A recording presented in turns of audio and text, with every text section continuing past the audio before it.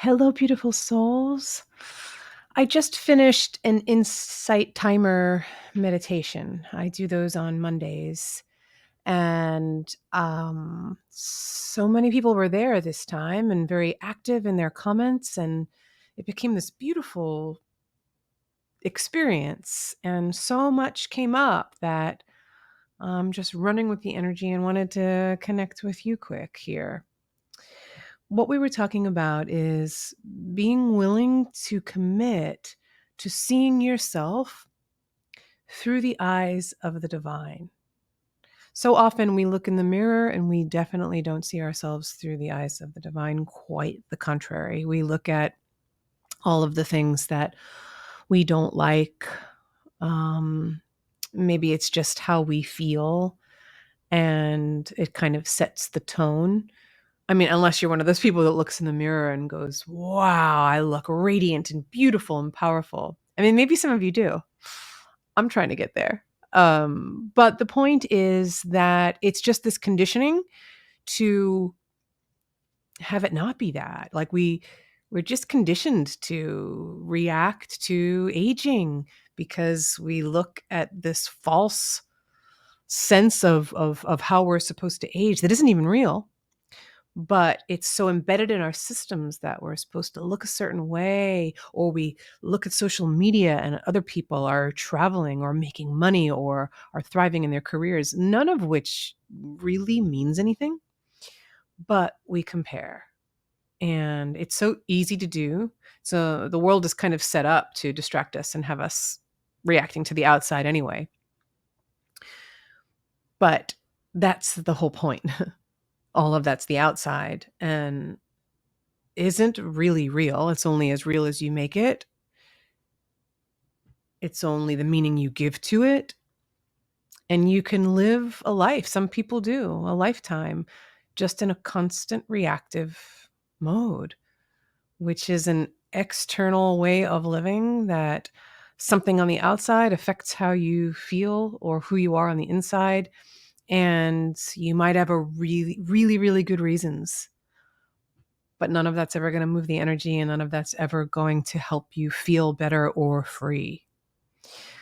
So the question that we were talking about on this class was, can you commit to being willing to see yourself through the eyes of the divine? And then the other thing that I said is, if it's not love, it's a lie. If it's not love that you are seeing in your reflection, feeling, then it's something in your system that is telling you that something's not right, that something is a lie. And it's the invitation to drop in and breathe into it rather than distract yourself from it. It's the invitation to let yourself drop in and feel it, even just a little, so the energy can be transmuted. And then the deepest invitation to love it, to welcome it, to drop into that energy that is a former version of you that's crying out for your love, for your attention. And the only way to do that is to soften the body, relax the body, go into the body and breathe open to allow that energy space. It's basically you saying to you on the inside, one time when you closed and trapped that energy inside, usually happens when we're younger. It happens to all of us. The closure is essential at the time for safety, usually because of rejection, humiliation, maybe literally not being safe. And so that energy gets trapped there. We stop breathing. So there it is stuck.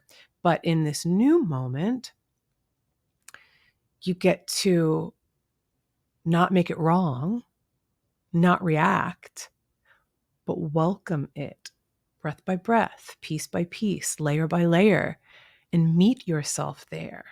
What you're doing is meeting yourself there, a former version of you, by just breathing and softening. There's nothing that you have to do. It's just meeting that energy. And the affirmation that we used that came up, I wrote it down because I'm like, this is so good. I got to share it more. When you meet yourself there, thank you for showing up so I can breathe into and love you just as you are. Thank you for showing up. And I could say, little Tina, for so that I can breathe into and love you just as you are. We're taught in life to fix this and change this and manage that. None of that will ever set you free. It just keeps all the energy in your system.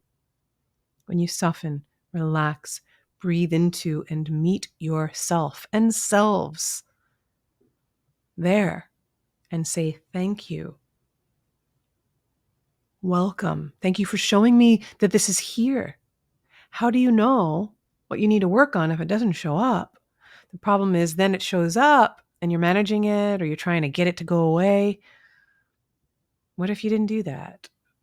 What if you, through the eyes of the divine, which are in you, within you, you dropped in, and that's love, and loved that you? What that does is create a bridge of light from you now to the you in the past, all living right here in the body. And then that energy can move. It might take time, depends on how long that you tucked it away, depends on how long that it's been sitting there. But the point is, you have access to it.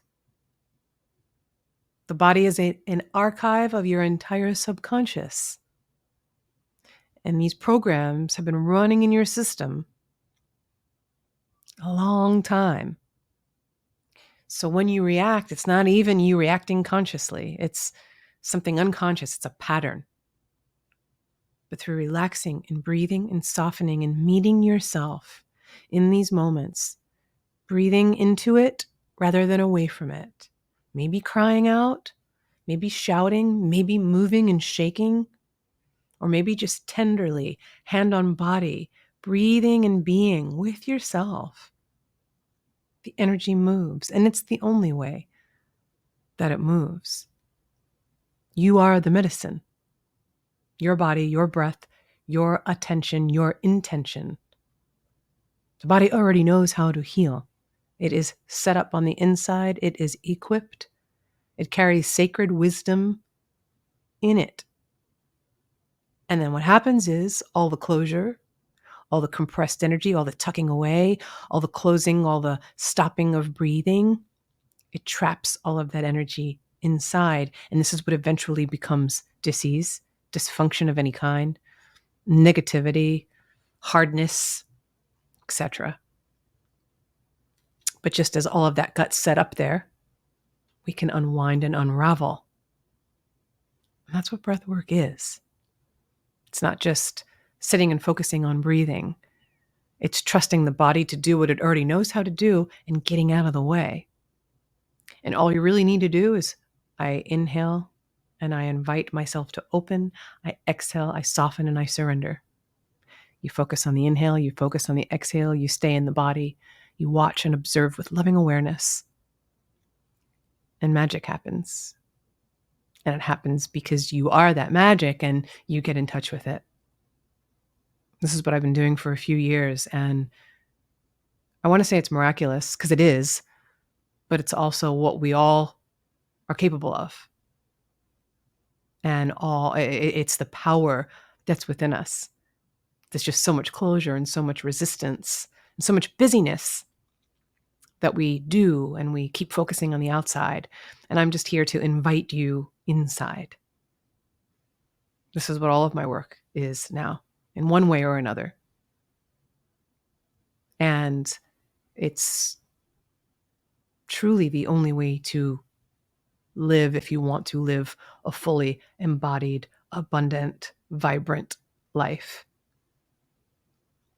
That energy isn't going anywhere if it stays where it is in your busyness.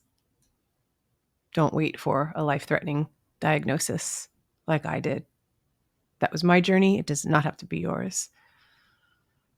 So I hope this reaches you with warmth and with an inviting energy to, I don't know, maybe set the seed for you to want to explore more, for you to drop in more deeply, for you to have the courage to feel what needs to be felt, breathe into spaces that are calling for you, and love yourself back into wholeness. Thanks for listening.